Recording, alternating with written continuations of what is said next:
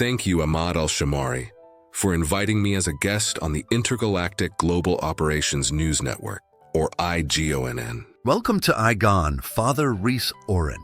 Your son, Jeremy Orin, whom we interviewed about the Galaxy City CIA Youth Ops Training Facility, was asked about the physics of Galaxy City's remarkable gravity floor tech. And guess who he mentioned as the expert? Jeremy loves to involve his dear old dad with the media. He thinks it will draw attention to the Church of Notre Dame of the Milky Way and my mission there, and knows my eclectic education in physics will do just that. And not to mention your argument with Albert Einstein on the physics behind matter comprised of basalt and exotic matter that could generate perpetual gravity, the key element from which the Galaxy Alliance has adopted the name Obscurium-274? Mr. Einstein rejected your argument as science fiction fantasy. Does he still hold that position? Ahmad, you are testing me. Perhaps when I join my wife on Paradiso, I will ask him that very question. Jeremy warned me that you are too good. You cannot blame a news reporter for trying, Father Orin. Your knowledge of physics is only eclipsed by your understanding of theology and Catholic dogma. Let's get to the good stuff. I'm in Galaxy City for the grand opening of its new opera house, where opera singers are competing with a live backdrop of the Milky Way galaxy. I feel like I have gone on a diet and lost some weight. Even after gaining some good muscle mass at the Galaxy City Fitness Center, the gravitational field under my feet seems a little light. How are these floors manufactured? How deep do they go? I understand there are structures on the other side of this deep floor that are upside down from my perspective. To walk there, I have to walk around the edge of this massive slab comprised of basalt and Obscurium-274, with nothing to protect me but a so-called gravity field or membrane that separates me from the vacuum of deep space. With 1.2 million light-years from the Milky Way, when looking down, it still gives me vertigo. All those stars. It reminds me of standing at the edge of a tall skyscraper on Velmora Prime, looking into the abyss of a cityscape.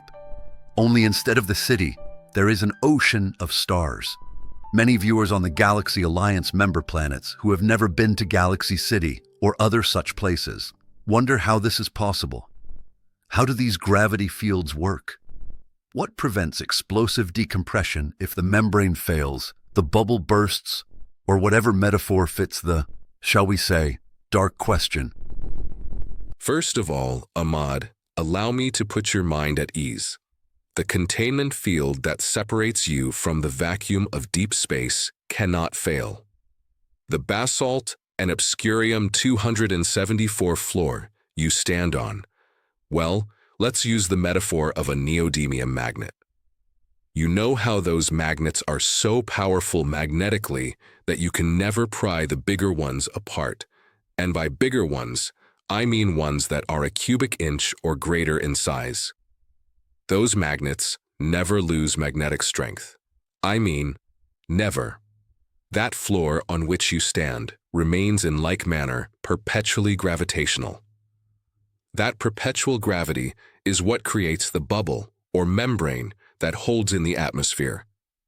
The material is imbued with permanent artificial intelligence or AI memory. When you try to put your hand through the membrane, perhaps out of curiosity of feeling the vacuum of deep space, which would be a very regrettable thing if you could. The gravity field repels your hand like two like poles of a magnet. It works this way on both sides of the membrane, which is why celestial objects like meteorites, lance-off, are deflected, as it were, to hurl into the eternal void. So what you're saying is, there's no glass wall, no metal shell, just gravity. Precisely. Imagine the floor beneath you isn't just solid, it's sovereign. It asserts itself in space. The Obscurium-274, layered within the basalt, acts like a gravitational generator, not one that consumes energy, but one that remembers how to pull. It's like having the strength of a planet compressed into a building material. The platform you're on emits a tailored gravitational field, upward and downward, creating a bidirectional envelope. Now, Here's where things get deliciously strange. If you walk around the edge to the underside, you don't fall off. You simply fall toward that side because the gravity wraps with you. Like walking on the surface of a cube instead of a sphere. Yes, though to your senses, it feels like the floor has reoriented itself under your feet. But really, you've reoriented yourself within a persistent gravitational domain. Picture it like this: a loaf of bread in space. Each slice is a layer of life, a floor. But the gravity in each slice doesn't care which way is up. It just holds you. Like the loaf cradles raisins, these slabs cradle cities. Forgive me, Father, but I'm imagining toast in 0G. And you're already understanding the concept better than most physics undergraduates. Let's talk about the bubble. The breathable atmosphere in Galaxy City is not contained by a dome we can see, but it's clearly there. Where does the air come from? What maintains pressure and climate? The gravity platform itself generates the containment bubble through field modulation. You're breathing because that field holds oxygen molecules in place with just the right intensity, not too tight, not too loose. And as for freshness, well, that's where the dark mirrors come in. The infamous dark mirrors, portals without frames. People compare them to stained glass windows, through which reality itself is bent.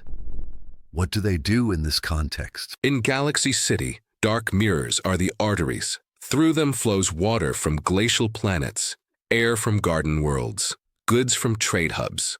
They're not just doors, they're living bridges, controlled wormholes of folded space.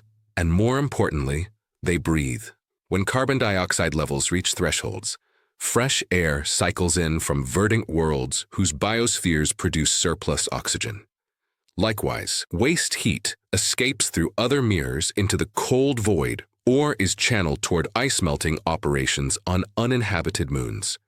The city lives and breathes like a giant organism, and the mirrors are its lungs. So the dark mirrors manage commerce and climate? Indeed. Think of a dark mirror as a selective organ in an interstellar metabolism. And tell you something more poetic, because I am, after all, a priest. Each mirror is a kind of sacrament. It connects distant lives. It reminds us we are not isolated islands in a void, but part of a greater communion. That's beautiful, but let me challenge you. What happens if the gravity field flickers? What if there's sabotage? Do we go flying into the black? If you attempted sabotage, the Obscurium would notice. I'm not being dramatic. It remembers. The material was designed to remain inertial, to sustain its own field without ongoing input. Energy can be lost, yes, but gravity here is not an output, it's a condition. The moment the platform was formed, its gravitational behavior was locked. And should a structure ever be damaged, redundant platforms exist below, tethered by gravitational sync. It's like having backup organs. If your heart falters, another begins to beat. This is why you teach physics in your cathedral. This is why I preach physics in my cathedral. To me, gravity is not just a force, it is the signature of belonging. It tells atoms to stay near each other. It forms stars, holds planets, and binds families. Even here, 1.2 million light-years from Earth, gravity whispers, "You are home." Let me ask one final question for our viewers on Earth and across the Galaxy Alliance. For the next generation of students watching this, those who will one day build the next gravity cities, what is the takeaway?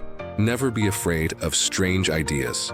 When I first told my seminary class that basalt infused with exotic elements could produce sustained gravity, I was nearly dismissed as a mystic. But look around. We're standing in a cathedral of proof. So dream big, look into dark mirrors, walk upside down on impossible floors. Let your curiosity be your compass. In a universe where even space itself folds at your feet, the laws of physics are not limits, They are invitations. Father Reese Orin, physicist, priest, philosopher. Thank you for enlightening us today. A pleasure was mine.